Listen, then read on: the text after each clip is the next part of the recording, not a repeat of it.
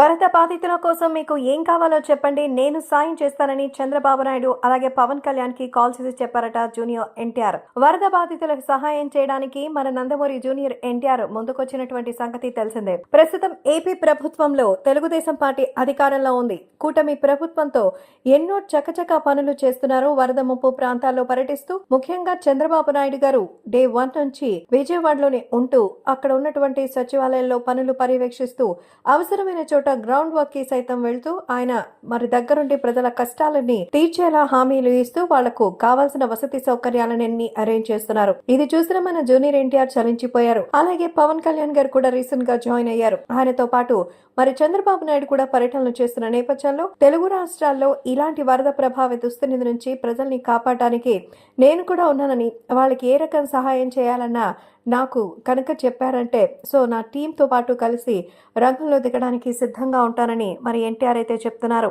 ఇప్పటికే 2 తెలుగు రాష్ట్రాలకు ఆర్థికంగా సహాయం చేసి విరాళం అందించిన ఎన్టీఆర్ ఇప్పుడు వ్యక్తిగతంగా కూడా ముందుకు రావడంతో అభిమానులు ఎంతో గొప్పగా చెప్పుకుంటున్నారు.